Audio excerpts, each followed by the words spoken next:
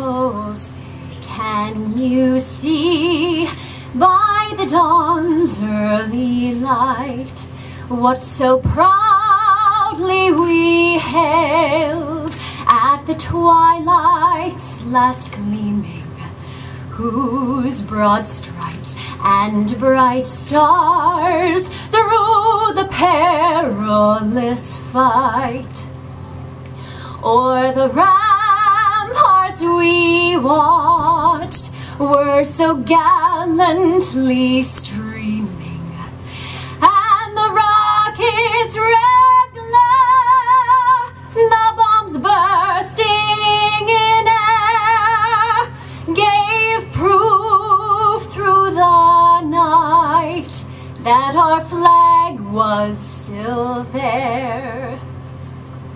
Oh, say does that star-spangled banner yet wave o'er the land of the free and the home of the brave?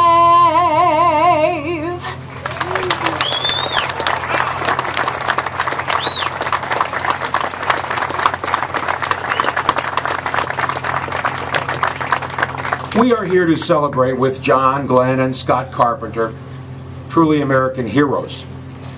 But we would be remiss if we did not also honor, as we sit here, Alan and Gus and Wally and Deke and Gordo and all of the men and women of the Mercury program. On those shoulders of giants was launched a golden age of exploration. There are some special guests I'd like to recognize in the audience. Siggy Northcutt, daughter of Dr. Kurt Debus. Where are you, Siggy? Norma Wendt, daughter of Gunther Wendt. Laura Shepard Churchley, daughter of Alan Shepard. Lowell Grissom, brother of Gus Grissom.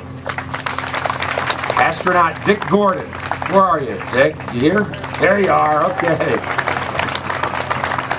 45th Space Wing Commander General David Cotton. Don Pardue, representing Congresswoman Sandy Adams. Helen Franta, representing the State of Florida Representative Steve Crisafulli. Chuck Nelson, Brevard County Chairman. NASA's Space Flight Awareness Program honorees who are here. And the more than 200 men and women who worked here at the Kennedy Space Center during the Mercury program. I'd also like to extend a warm thank you to NASA and Delaware North for hosting this event, and to United Launch Alliance for their generous sponsorship. Now, we've got a little video, if you look at the screens, and this video highlights some of the amazing accomplishments of the Mercury program, specifically the orbital flights, and features some very special guest appearances.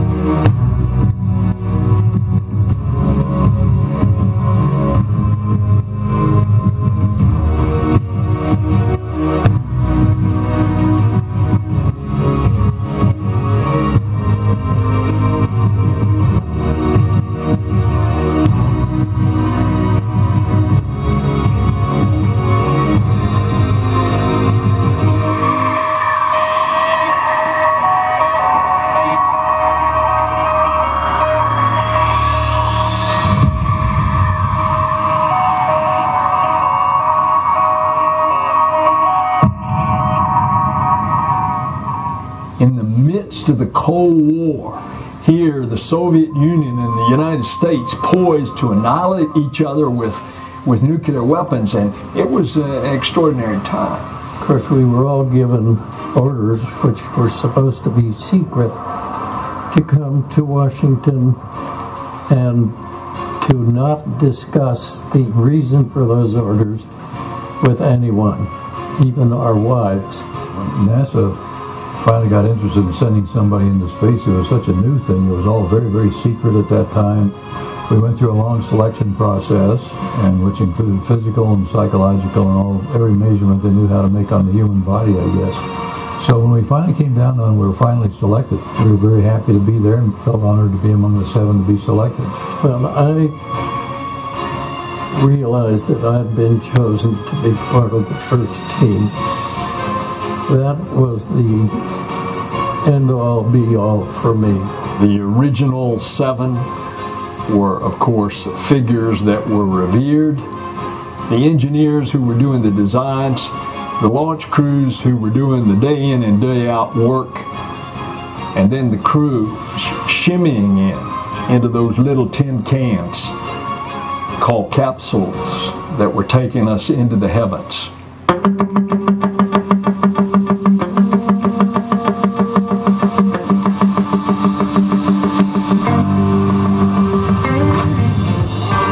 The mission was planned to come back and land on the water.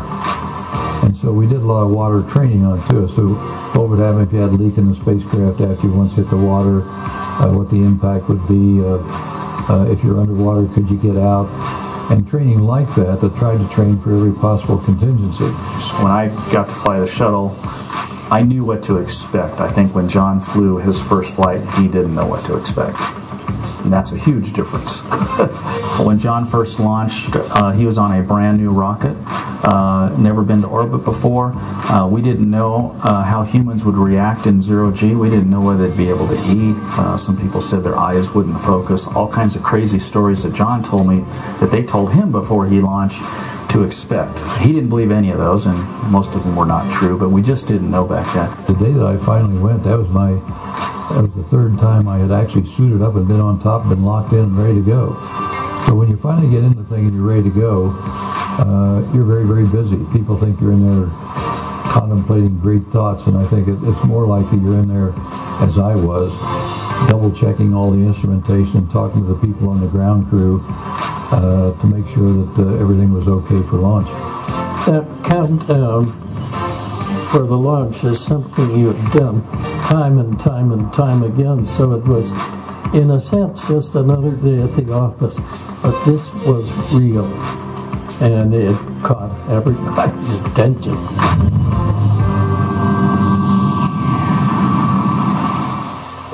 Godspeed, John Glenn.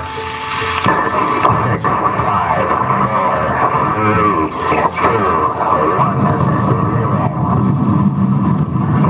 Roger, the clock is operating. We're underway. Loud and clear. Roger, we're programming and roll okay. Godspeed, John Glenn. I was in the blockhouse when he was, and the last to speak to him before liftoff.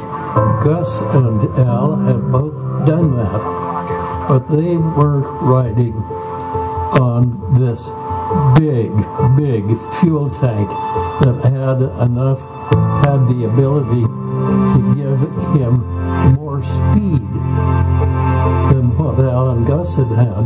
They didn't have enough to coast all the way around the world. They just had enough to go up a little ways and fall back to Earth.